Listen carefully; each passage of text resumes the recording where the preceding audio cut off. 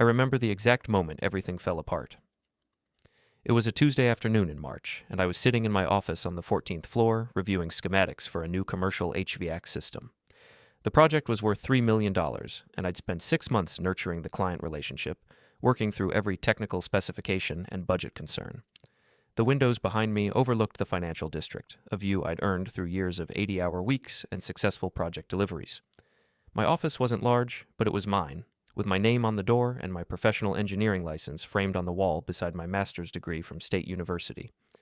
Before we get into it, don't forget to like and subscribe, and hit hype to boost this episode. Drop a comment below with your city or country. I'm always curious where viewers are joining from. My phone buzzed. A text from my wife, Jennifer. We need to talk tonight. Those 5 words should have warned me. After 12 years of marriage, you develop an instinct for tone, even in text messages. But I was distracted, focused on work, convinced that whatever she wanted to discuss could wait until after I closed this deal. Maybe she wanted to plan a vacation, maybe she was upset about something minor, a forgotten anniversary, or a comment I'd made without thinking. Marriage has its rhythms, its patterns of small conflicts and resolutions. I had no idea that by the end of that week, I would lose everything. The career I'd built from entry-level engineer to senior project manager, the marriage I'd invested 12 years of my life maintaining, the financial security I'd worked nights and weekends to establish, the professional reputation that had taken 15 years to build and would be destroyed in a single afternoon. Jennifer had always been ambitious. When we met in college, she was studying business administration with a minor in marketing. I was deep into engineering, spending late nights in the lab while she networked at every campus event she could find. We balanced each other, or so I thought. She pushed me to be more social, to see the value in relationships beyond technical competence. I grounded her, reminded her that substance mattered more than style. We were the classic pairing, the technical mind and the social butterfly, complementary skills that seemed to promise a strong partnership. We got married 2 years after graduation in a ceremony she planned down to the smallest detail. I landed a position at Morrison Engineering, a mid-size firm that specialized in commercial building systems. The pay was good, around $60,000 to start, and within 5 years I'd worked my way up to senior project engineer. By the time I turned 35, I was pulling in over $200,000 a year, managing major projects and leading a team of 6 engineers. I traveled for work, attended industry conferences, built a network of professional relationships that generated steady business for the firm. Jennifer worked in marketing for a boutique consulting firm. She was good at her job, excellent even, with a talent for reading clients and understanding what they wanted to hear. She could walk into a meeting and within minutes identify the decision maker, the influencer, the person who needed to be convinced. Her income was respectable, around $80,000, but she always seemed restless, always comparing our lifestyle to the people she met through work. We lived in a nice condo in a good neighborhood, took decent vacations, drove reliable cars, but Jennifer wanted more, though she could never quite articulate what that more looked like. The trouble started about 8 months before everything collapsed. Jennifer's firm landed a major client, a real estate development company owned by a man named Marcus Henley. Henley was in his late 40s, divorced, and worth an estimated $40 million according to the business journals. He'd made his money in commercial real estate, buying distressed properties during the recession and converting them into luxury developments when the market recovered. He was the kind of person who appeared in the society pages, photographed at charity galas and business forums, always surrounded by people seeking his attention and favor. Jennifer was assigned to his account. Suddenly she was working late, attending dinners and networking events that I wasn't invited to. When I asked about it, she'd say it was business, that Henley was demanding and expected accessibility. I believed her because I wanted to believe her, because after 12 years, you think you know someone. I started noticing small changes. She bought new clothes, expensive designer pieces that seemed out of character. She joined a high-end gym downtown. She got her hair done at a salon that charged $300 for a cut. When I mentioned the spending, she said she needed to look the part, that Henley's world required a certain presentation. Then came the rumors at work. Morrison Engineering had bid on one of Henley's development projects, a 30-story mixed-use building in the financial district. It was exactly the kind of high-profile job that could elevate the firm's reputation. I'd worked on the proposal myself, spent weeks refining the mechanical systems design to meet Henley's aggressive budget and timeline. We didn't get the contract. It went to a competitor, a smaller firm with less experience, but somehow a better relationship with the client. I was disappointed, but not suspicious. You win some, you lose some. That's the nature of the business. But then things got strange. A week after we lost the bid, I received an email from HR asking me to come in for a meeting. The The subject line was vague: personnel matter requiring discussion. I assumed it was routine, maybe a performance review or a compliance training update. The meeting was brief and formal. Sarah Chen from HR sat across from me with a folder of documents. She explained that the company had received complaints about my professional conduct. The details were vague: allegations of inappropriate behavior with a client, failure to maintain proper documentation, and misrepresentation of project costs. I was stunned. In 15 years at Morrison Engineering, I'd never received a single complaint. My performance reviews were consistently excellent. I asked to see the specific allegations to know who had made these claims. Sarah said she couldn't disclose that information due to confidentiality policies, but assured me that the company took all complaints seriously and needed to investigate. The investigation took 2 weeks. During that time, I was placed on administrative leave with pay. I wasn't allowed to contact clients or access company systems. I tried to focus on other things, to trust that the truth would come out and clear my name. Jennifer seemed distant during this period. When I tried to talk to her about what was happening, she'd change the subject or say she was too stressed to discuss it. She was still working late, still attending events with Henley. I began to suspect something was wrong, but I couldn't quite articulate what I feared. The call came on a Friday afternoon. Sarah Chen asked me to come back to the office. When I arrived, there were 2 people in the conference room: Sarah and Thomas Morrison, the company's founder and CEO. Thomas was a man in his 60s who'd built the firm from nothing, starting as a solo consultant 40 years earlier and growing it into a company with 80 employees and annual revenues exceeding $20 million. He rarely involved himself in personnel matters, preferring to delegate to his management team. His presence told me this was serious. He told me they were terminating my employment effective immediately. The investigation had found sufficient evidence to support the complaints. My final paycheck would include 2 weeks severance, and I needed to return my company laptop and access badge before leaving the building. The words came out rehearsed, as if he'd practiced this speech or delivered it before to other people in other conference rooms. I felt the blood drain from my face. My hands went cold. I asked to see the evidence, to understand specifically what I was being accused of. Thomas said that releasing it would compromise confidential client information and potentially expose the company to liability. The answer was clearly prepared, legal language designed to shut down any challenge. I asked who had made the complaints. He said multiple sources had come forward, but he couldn't disclose their identities. Employee confidentiality, he explained, was essential to maintaining an environment where people felt safe reporting concerns. The irony wasn't lost on me. The company was protecting the confidentiality of my accusers while destroying my career based on allegations I wasn't allowed to examine. I felt like I was drowning, like someone had knocked the wind out of me and I couldn't catch my breath. 15 years of work, a spotless record, a 6-figure salary, all gone in a 20-minute meeting with no real explanation, no chance to defend myself, no opportunity to present my side of whatever story they'd been told. I asked if I could appeal the decision. Thomas said the decision was final and that further discussion would require legal representation. That was my cue to leave. I cleaned out my desk in a daze. My colleagues avoided eye contact as I packed my personal items into a cardboard box. Some of them knew what was happening. Word travels fast in an office, especially bad news, especially someone's termination. I could feel their judgment, their assumption that where there's smoke, there must be fire. Nobody gets fired after 15 years for no reason.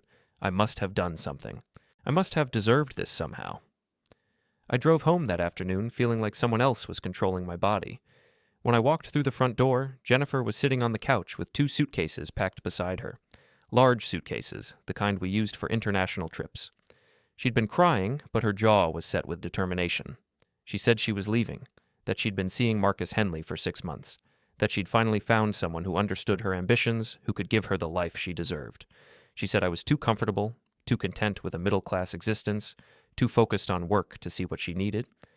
I stood there holding my box of desk belongings and tried to process what she was saying. 6 months of lies, 6 months of deception.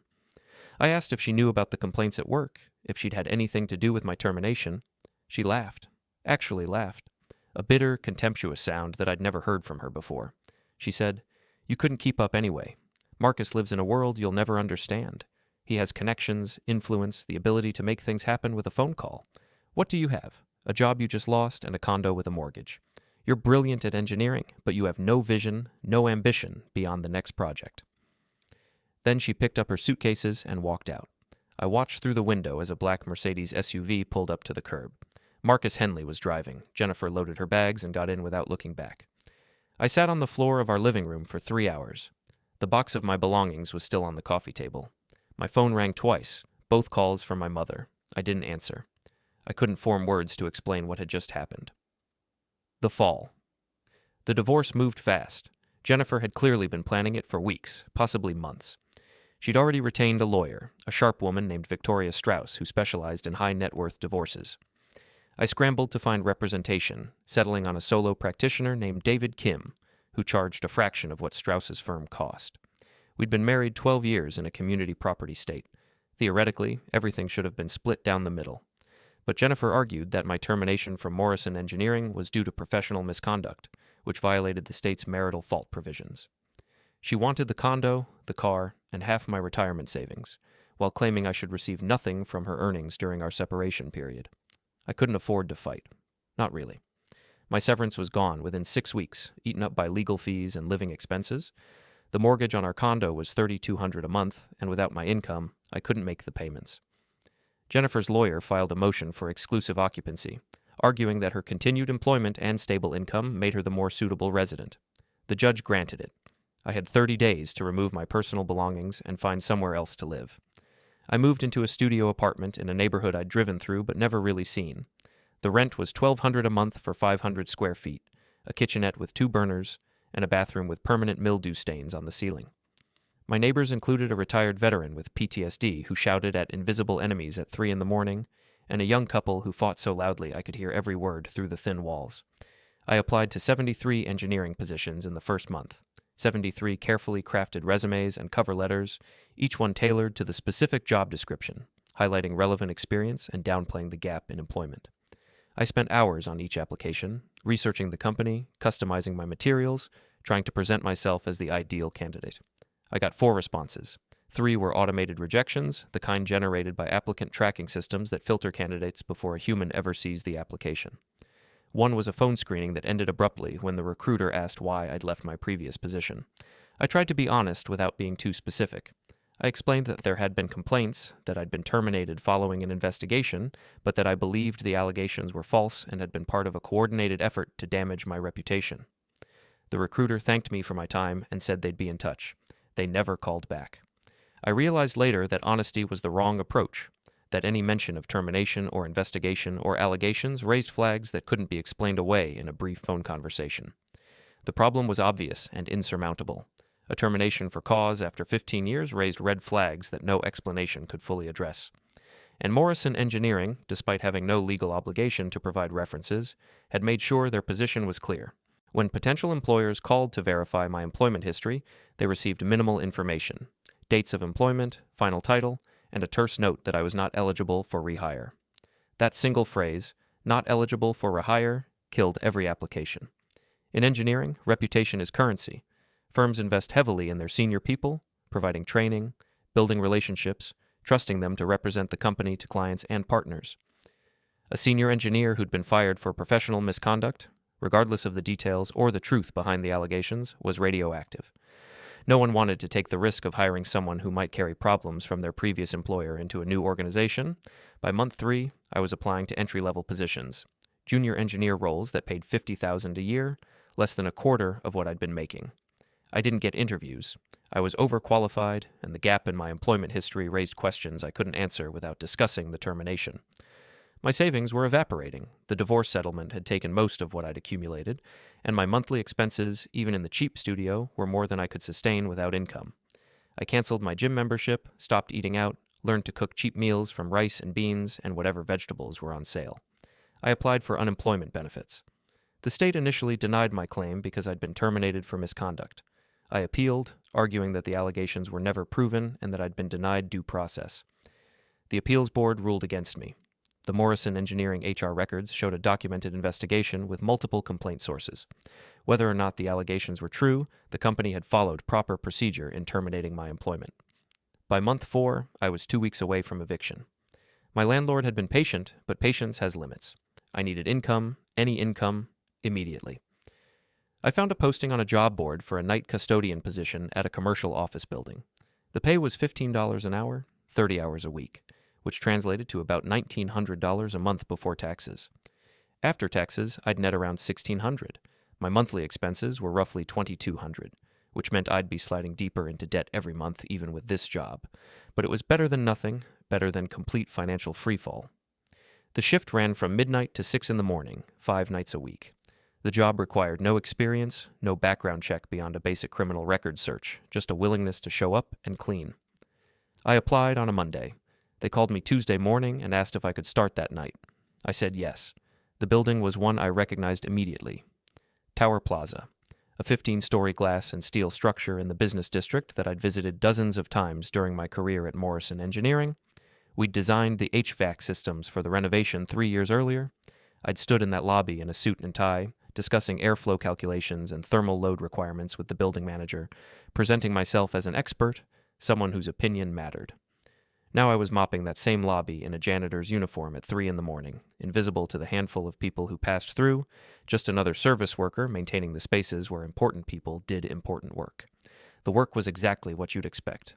I emptied trash cans in every office, vacuumed carpets in hallways and conference rooms, cleaned bathrooms with industrial chemicals that made my eyes water, wiped down conference room tables and kitchen counters. The building was mostly empty at night, just me and one other custodian working opposite floors. We'd pass each other occasionally in the elevator or the supply closet, exchange nods, never speak. There was an unspoken understanding that we were both here because we had no better options, and talking about it wouldn't change anything. The solitude was almost therapeutic.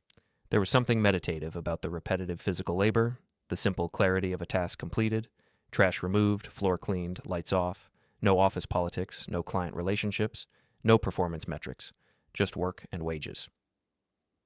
But there was also humiliation. I cleaned offices where I used to meet clients. I emptied trash cans in conference rooms where I'd presented million-dollar proposals. One night, I was vacuuming the 14th floor and recognized the nameplate on a door. James Peterson, a project manager I'd worked with at Morrison Engineering. His firm had taken over some of our old accounts. I wondered if he knew I was the one cleaning his office. I avoided thinking about Jennifer. It was easier that way. But sometimes late at night, while scrubbing toilets or buffing floors, my mind would wander to the last thing she'd said to me. "You couldn't keep up anyway." The words played on loop, a soundtrack to my degradation. The realization. It was during one of those long nights, around 4 in the morning in my 3rd month as a custodian, that I started really thinking about what had happened at Morrison Engineering. I was cleaning an executive suite on the 12th floor, a space leased by a financial services firm. The office had a wall of framed professional certifications and degrees, the kind of display meant to inspire client confidence. As I dusted the frames, I found myself thinking about my own credentials, the engineering license and certifications I'd earned over 15 years. All of that expertise, that accumulated knowledge and experience, couldn't protect me from a few anonymous complaints. I'd been terminated without ever seeing the actual allegations, without the chance to confront my accusers, without any real due process. The more I thought about it, the more wrong it seemed. Morrison Engineering wasn't a small company. They had policies and procedures, an employee handbook that I'd signed acknowledgement of when I was hired. I'd read portions of it over the years, particularly the sections on performance reviews and disciplinary procedures. I remembered something specific. The handbook stated that employees accused of serious misconduct had the right to review the allegations and provide a written response before any termination decision was made. I'd been given neither opportunity. Sarah Chen had mentioned an investigation, but I'd never been asked to respond to specific charges. During my lunch break that night, sitting in the empty break room with a cup of instant coffee, I pulled up the Morrison Engineering Employee Handbook on my phone. I found the section on disciplinary procedures and read it carefully. The policy was clear. Before terminating an employee for cause, the company was required to provide written notice of the specific allegations, conduct an investigation that included an interview with the accused employee, and document all findings in a formal report. The employee had the right to review this documentation and provide a written response before any final decision. None of that had happened. I'd been told vague allegations existed, placed on administrative leave, and then terminated with no opportunity to see evidence or respond. I thought about the timing. The complaints had emerged immediately after Jennifer started her affair with Marcus Henley. The termination had happened right before she moved out. The whole sequence was too convenient, too perfectly aligned with her exit strategy. And then there was the lost contract. Morrison Engineering had bid on Henley's development project and lost, despite having superior qualifications and experience.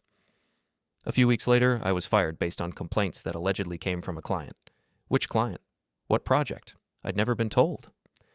I started to suspect that Jennifer and Henley had orchestrated the whole thing, that they'd fabricated complaints to get me fired, knowing it would devastate my career and make the divorce settlement more favorable to Jennifer. That my own wife had conspired with her millionaire boyfriend to destroy my professional reputation as a way to clean up her exit from our marriage. The thought made me physically ill. I spent the rest of that shift moving through tasks on autopilot, my mind racing through implications and possibilities. But suspicion wasn't proof. I had no evidence that Jennifer or Henley had been involved in the complaints. I didn't even know what the complaints specifically alleged. All I had was a gut feeling and a suspicious timeline. I needed information, real information, documentation that would show what had actually happened. The next day, I called Morrison Engineering's HR department. Sarah Chen answered on the third ring.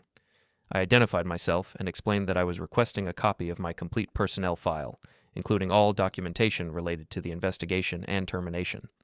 There was a pause. Then Sarah said, "I'm not sure we can provide that. There may be confidentiality issues with the complaints." I'd anticipated this response. Before making the call, I'd researched employee rights regarding personnel files. In our state, employees had a legal right to inspect and receive copies of their personnel records, including any documents that were used as a basis for employment decisions. I explained this to Sarah, citing the specific statute. I kept my tone calm and professional. I wasn't threatening or aggressive. I was simply requesting documentation that I had a legal right to access.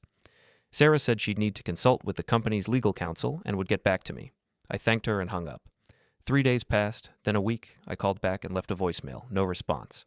I sent an email to Sarah and copied Thomas Morrison. Still nothing. So I sent a formal written request via certified mail. The letter was polite but firm. I stated that I was exercising my rights under state law to access my personnel file. I requested copies of all documents related to the complaints, investigation, and termination decision. I noted that the law required employers to provide this information within 30 days of a written request. I also mentioned, almost as an aside, that I had not yet consulted with an attorney regarding my termination, but was considering whether legal action might be appropriate. That last sentence was strategic. I wasn't threatening a lawsuit. I was simply stating a fact. But it was a fact that would make Morrison Engineering's lawyers nervous. The response came 10 days later, a thick envelope from a law firm representing Morrison Engineering. Inside was a letter from an attorney named Rebecca Townsend and a stack of photocopied documents. The letter acknowledged my request and stated that the enclosed documents constituted my complete personnel file. It also included a stern warning that the documents were being provided solely for my personal use and that any unauthorized disclosure or use of the information could result in legal action. I spread the documents across my tiny kitchen table and started reading. My employment history was there, hire date, promotions, salary increases, performance reviews. Everything looked normal until I reached the section on the termination. There were 3 formal complaints, each submitted through Morrison Engineering's internal reporting system. The complaints were dated within a 2-week period, all in early March of the previous year. The first complaint alleged that I had misrepresented project costs to a client in order to inflate my commission. The second claimed I had made inappropriate comments to a female client during a business dinner. The third stated that I had failed to properly document subcontractor agreements, creating liability for the company. Each complaint was signed by the complainant and included a detailed narrative. But as I read through them, something felt off. The language was too similar. Phrases were repeated almost word for word across different complaints. The writing style was consistent in a way that suggested a single author, not 3 different people. I looked at the names of the complainants. 2 were employees I'd worked with briefly on projects over the years. The third was listed as an external client representative, but no company affiliation was provided. I checked the investigation documentation. There were notes from Sarah Chen's interviews with the complainants. The notes were brief, mostly paraphrasing what was already in the written complaints. There was no mention of any attempt to verify the allegations, no interviews with witnesses who might contradict the claims, no examination of my actual project files or communications that might disprove the accusations. The investigation appeared to consist entirely of accepting the complaints at face value and documenting that they'd been received. And then I found something interesting, something that made my pulse quicken. One of the complaints included an email attachment, supposedly evidence of my misconduct. The email was from my work account to a client, discussing project budgets and timeline adjustments. The content seemed innocuous, standard project management communication. But the metadata told a different story. The email had been forwarded to the complainant by someone outside Morrison Engineering. The external email address wasn't shown in the documents I received, just a note that the message had been received via third-party disclosure. That meant someone outside the company, someone with no official connection to Morrison Engineering's internal reporting systems, had provided the complainant with internal company emails. Someone with access to communications that should have been confidential, protected by company policy and professional ethics standards. I thought about Jennifer. She'd had unlimited access to my laptop at home. I often worked from our dining room table in the evenings, reviewing project files and responding to client emails while she sat nearby on her own laptop. She could have easily opened my email, copied messages, taken screenshots, forwarded communications to herself, all without me noticing or suspecting anything. I'd trusted her completely, never thinking to log out or password protect my devices when I was at home. Why would I? She was my wife, my partner, the person I thought I could trust more than anyone in the world. But that still didn't prove anything. I needed to know more about the complainants, about who they were and whether they had any connection to Jennifer or Henley. I spent hours on LinkedIn and Google, searching for information about the two Morrison Engineering employees who'd filed complaints. Both had left the company within months of my termination. One had moved to a firm that did subcontracting work for Henley's development company. The other had started working directly for Henley's real estate firm as a project coordinator.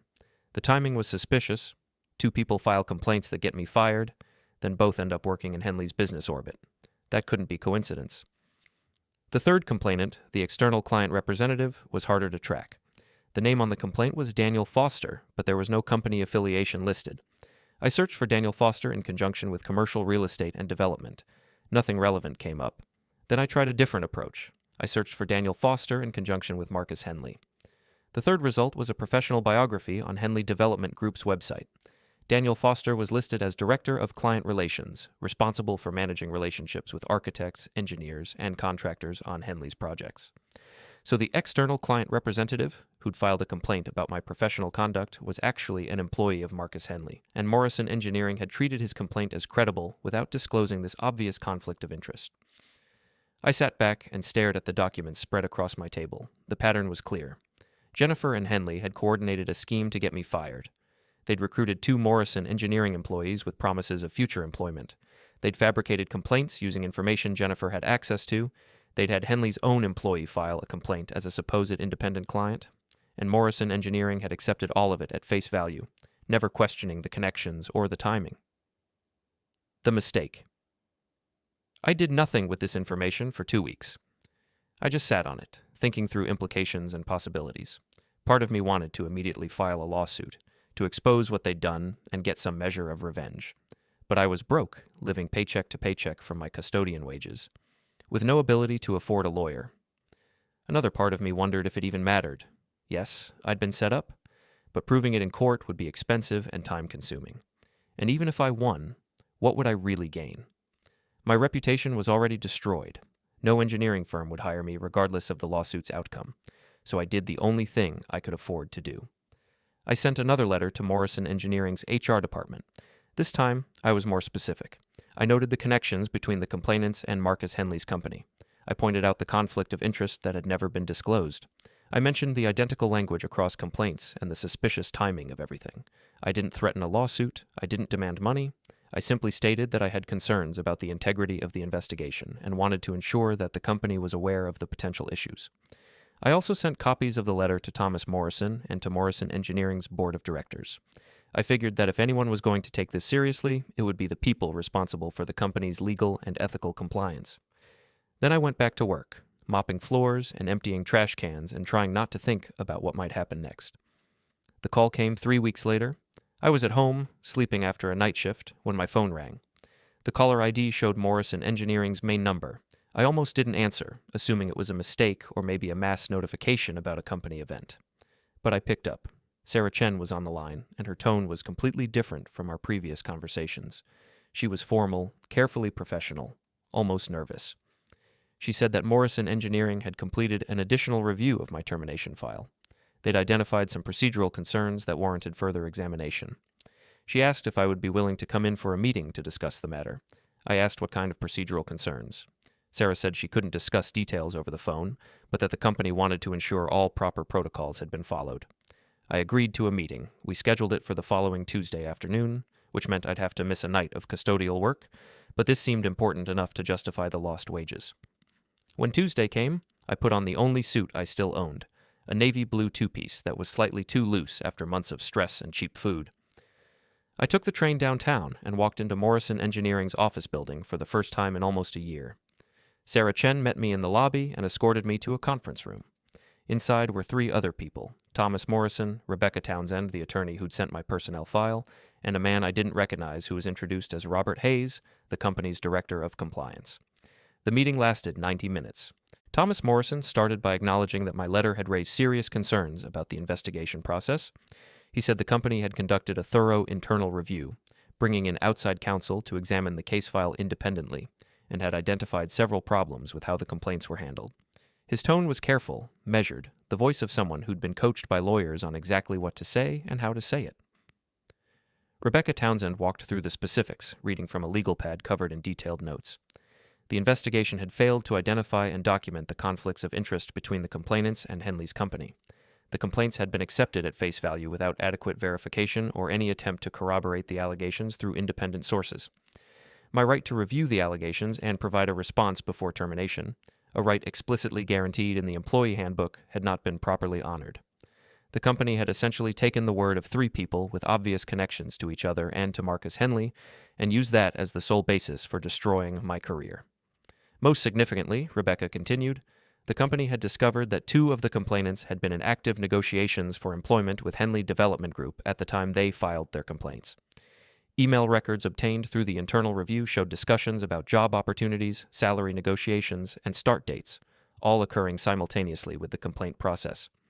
This created an obvious incentive to provide false or exaggerated information that would benefit Henley's interests by removing me as a potential obstacle or competitor. Robert Hayes, the compliance director, explained that this put Morrison Engineering in a difficult legal position. If the complaints were fabricated or materially false, and the company had failed to identify this during the investigation, then my termination might not have been justified under employment law. And if the termination wasn't justified, if it was based on false information that the company should have caught, I might have grounds for a wrongful termination lawsuit that could expose the company to significant liability. Not just back pay and lost wages, but potentially punitive damages for failing to conduct a proper investigation and for destroying my professional reputation without due diligence. Then Sarah Chen asked the question that changed everything. Have you discussed this situation with an attorney? Have you spoken to anyone else about the concerns you raised in your letter? I told them the truth. I said I hadn't consulted with a lawyer. I couldn't afford one. I hadn't spoken to anyone else about the situation because I didn't know who would care or what difference it would make. The relief in the room was visible. Rebecca Townsend made a note on her legal pad. Thomas Morrison leaned back in his chair. They'd been worried that I had already retained counsel and was preparing to file a lawsuit. Thomas then said something that caught me off guard. He said the company wanted to resolve this matter fairly and avoid litigation if possible. He asked what I wanted, what outcome would address my concerns. I hadn't prepared for that question. I'd expected them to defend their decision, to dismiss my concerns, maybe to threaten me with legal action if I pursued the matter further. I hadn't expected them to essentially ask me to name my price. I thought about it for a moment. Then I said I wanted 3 things: correction of my personnel file to remove the termination for cause, a neutral employment reference that wouldn't sabotage future job applications, and compensation for the wages I'd lost and would continue to lose due to the impact on my career. Thomas looked at Rebecca Townsend. She made more notes. Then Thomas said they'd need to discuss internally and would get back to me with a proposal. The meeting ended with handshakes and professional courtesy. As I rode the elevator down to the lobby, I felt something I hadn't felt in months. Hope. The call. 2 days later, Rebecca Townsend called. She said Morrison Engineering was prepared to offer a settlement. The terms were specific and comprehensive. The settlement included correction of my personnel record to show a mutual separation rather than a termination for cause, removing the stigma that had made me unemployable in my field. They would provide a formal letter confirming that I would receive neutral references when future employers called to verify employment, stating only my dates of service, job title, and confirming that I was a former employee in good standing. Most importantly, they would pay a settlement of $275,000 as compensation for lost wages, damage to my professional reputation, and the months of unemployment I'd endured because of their failed investigation. In exchange, I would sign a comprehensive release agreeing not to sue the company for wrongful termination, discrimination, or any other employment-related claims. I would also agree not to disclose the settlement terms to anyone except my immediate family, legal advisors, and financial professionals who might need to know for tax or planning purposes.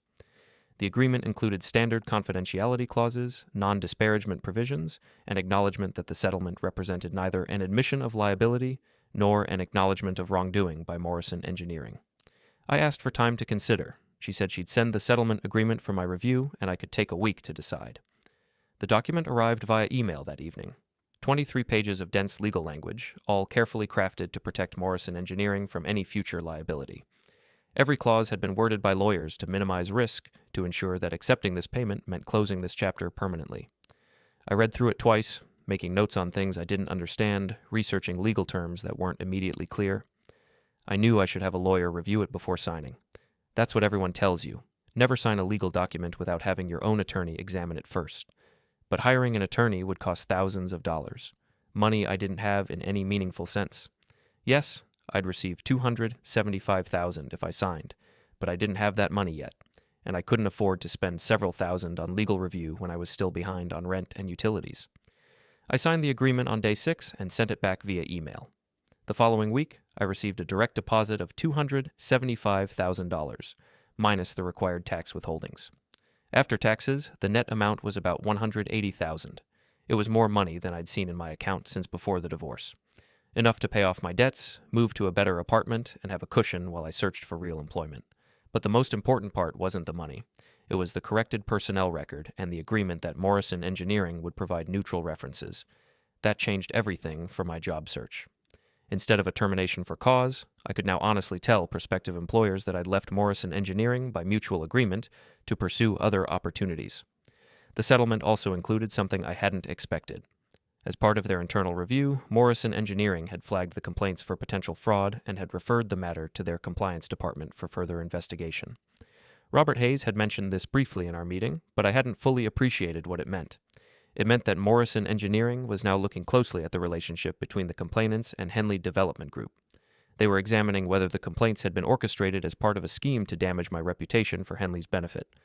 And if they found evidence of such a scheme, they were required to report it to relevant regulatory authorities.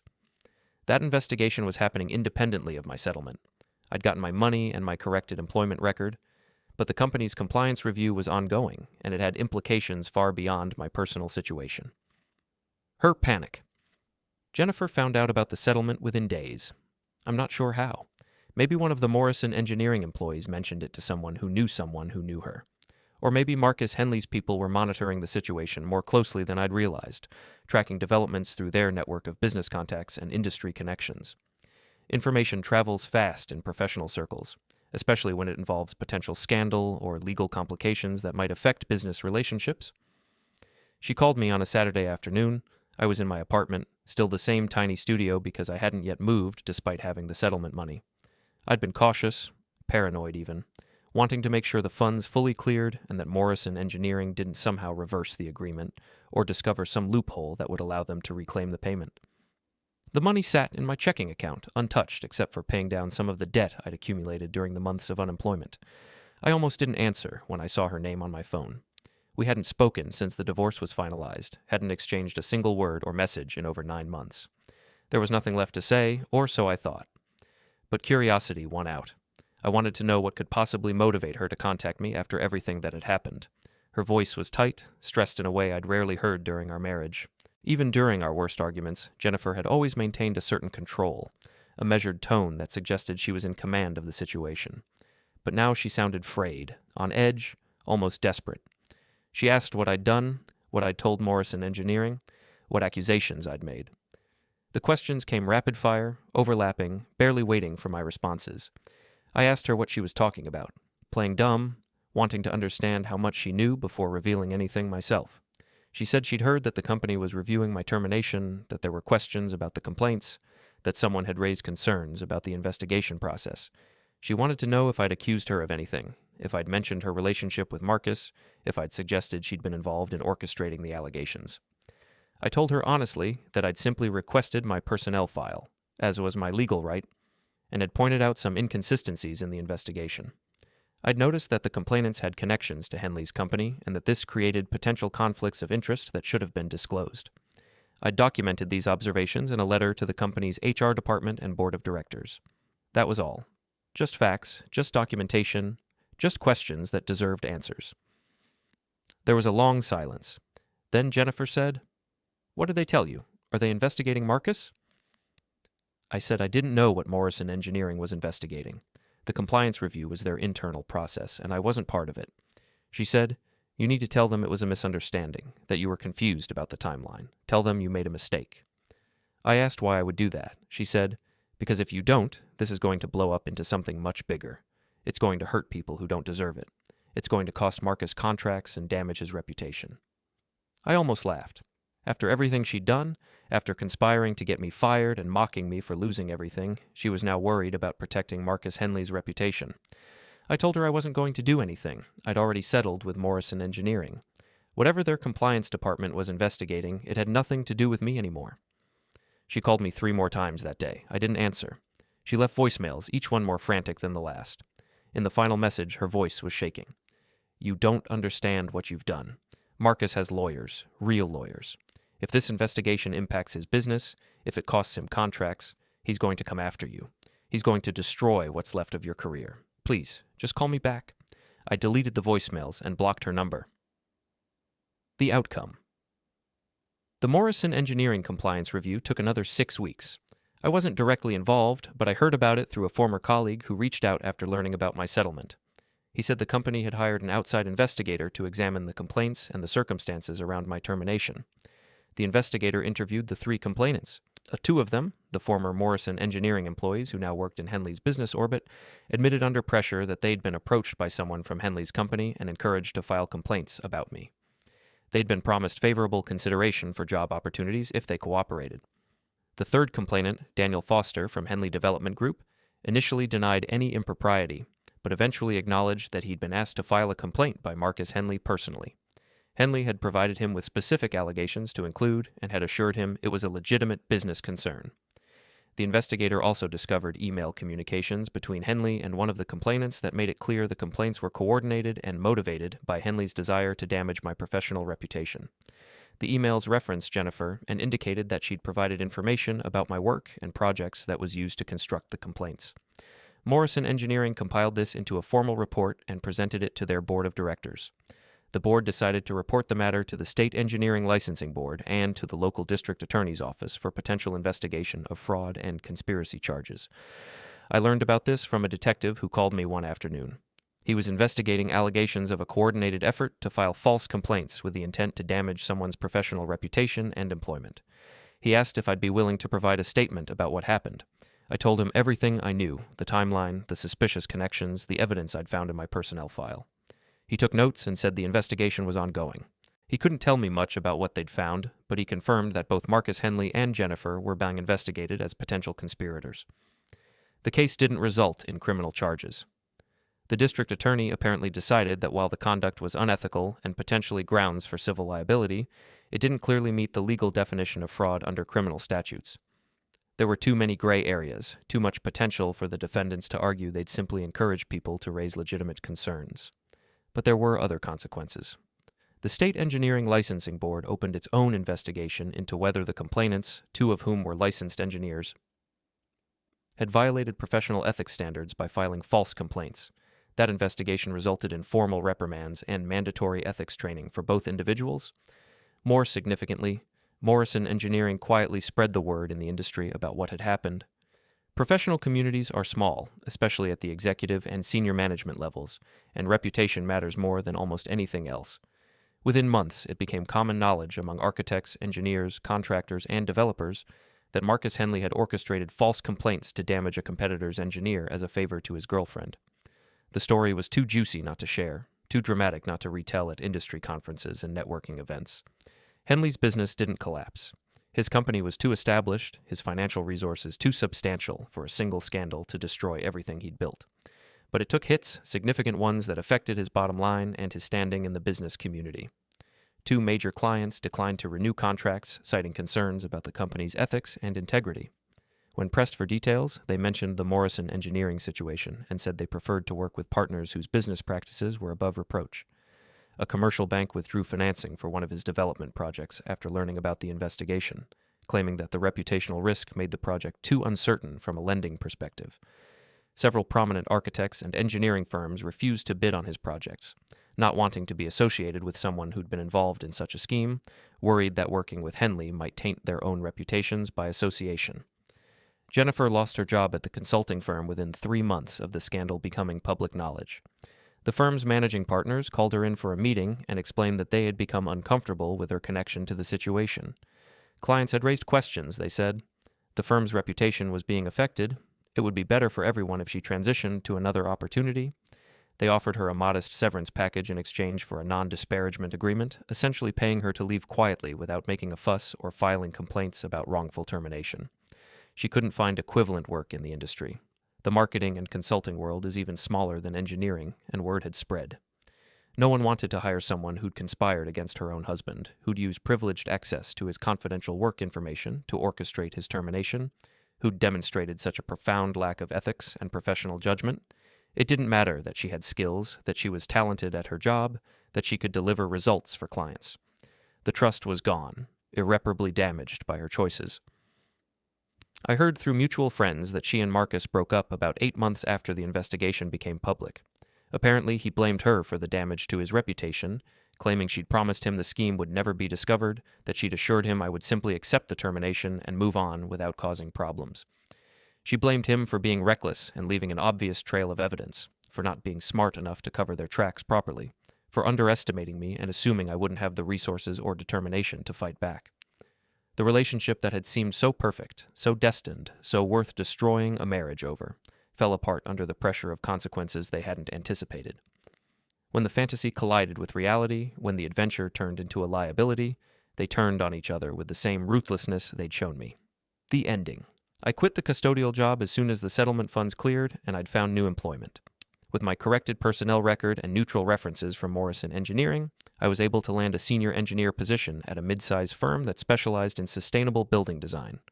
The salary was $160,000, less than I'd made before, but still substantial, still enough to rebuild a comfortable life. The work was interesting, focused on energy-efficient systems and green building certifications, projects that felt meaningful beyond just the technical challenges they presented. The people were professional, respectful, treating me like a colleague with valuable experience rather than someone carrying the taint of scandal. No one treated me like I was damaged goods or second choice, and if they knew about my history at Morrison Engineering, they never mentioned it. I was just another engineer with experience and skills to contribute, someone who could solve problems and deliver results. I moved to a better apartment, nothing extravagant or ostentatious, but a real one-bedroom with decent appliances, proper heating and air conditioning, and neighbors I never heard fighting through the walls. The building had a small gym and a laundry room with machines that actually worked. Simple things, but after months in the studio with the cracked bathroom tile and the broken kitchen cabinet, it felt like luxury. I paid off the debts I'd accumulated during the months of unemployment, the credit card balances I'd run up buying groceries and paying utilities when the severance money ran out. I started rebuilding my retirement savings, contributing to my 401k again, thinking about a future that extended beyond just surviving the next month. I never reached out to Jennifer again after blocking her number. She tried to contact me a few times in the months after the investigation became public, leaving voicemails that I deleted without listening to, sending emails that I filtered directly to trash. There was nothing left to say. She'd made her choices, calculated the risks, decided that Marcus Henley's wealth and connections were worth destroying our marriage and my career. Now she was living with the consequences, experiencing what it felt like when your reputation preceded you, when people knew your story before you ever introduced yourself. I heard she eventually moved to a different state and found work in a different industry, something in retail management or hospitality. Her LinkedIn profile suggested a career that had stalled out at a much lower level than she'd once aspired to. Marcus Henley was still in business, still wealthy, but diminished. His company handled smaller projects now, and his name carried a taint that money couldn't completely wash away. As for me, I moved forward. I dated occasionally, though I was cautious about getting serious with anyone. Trust doesn't come back quickly after someone you loved spends months plotting your destruction. I thought sometimes about how close I'd come to accepting my fate, to believing I deserved the fall, to never questioning what happened or why. If I hadn't requested those personnel files, if I hadn't noticed the connections between the complainants and Henley, if I hadn't been willing to document and report what I'd found, none of this would have changed. I would still be mopping floors at 3 a.m, still believing I'd lost everything because I wasn't good enough, because I couldn't keep up, because I'd somehow failed in ways I couldn't quite articulate or understand. Instead, I learned lessons that I carried forward into everything I did afterward. Documentation matters more than people realize. Facts written down, filed properly, preserved in official records, become evidence that can outlast memory and contradicting narratives. Patience matters when you're fighting against people with more resources and power. You can't win by matching their tactics or trying to outspend them in legal battles. You have to find the angles they haven't considered, the procedures they've ignored, the gaps in their careful plans. Asking questions matters, even when people tell you the matter is closed or the decision is final. Rights exist on paper, and if you assert them calmly and persistently, institutions have to respond. She laughed when I lost everything. She told me I couldn't keep up, that I didn't belong in her new world of wealth and connections and influence. She said Marcus Henley lived in a world I'd never understand, a place where power worked differently than I could comprehend. She panicked when the paperwork spoke. When the documentation I'd carefully assembled started asking questions the company couldn't answer. When the inconsistencies I'd identified forced Morrison Engineering to look more closely at what they'd accepted without examination. Because in the end, all the money and charm and connections Marcus Henley possessed couldn't erase what they'd put in writing. The complaints with their identical language and suspicious timing, the emails coordinating the scheme between Henley's employee and the Morrison Engineering complainants, the employment offers extended to people weeks after they'd filed allegations against me, the conflicts of interest that were never disclosed to the company's investigators, the metadata showing that internal company emails had been provided by external sources. It was all there, documented and undeniable. And once Morrison Engineering started actually looking at what they had, once they understood the liability they'd created by accepting fabricated complaints, the whole thing unraveled. I didn't gloat. I didn't send Jennifer a message pointing out how wrong she'd been about who could keep up and who belonged in what world. I didn't need to. I just moved on, rebuilt what I'd lost, and started a new chapter of my life with a clean record and a clear conscience. And every time I walked past a custodian working in an office building, I made sure to nod and say good morning. Because I remembered what it felt like to be invisible, to be the person everyone looked past while they focused on more important things. I remembered, and I moved forward.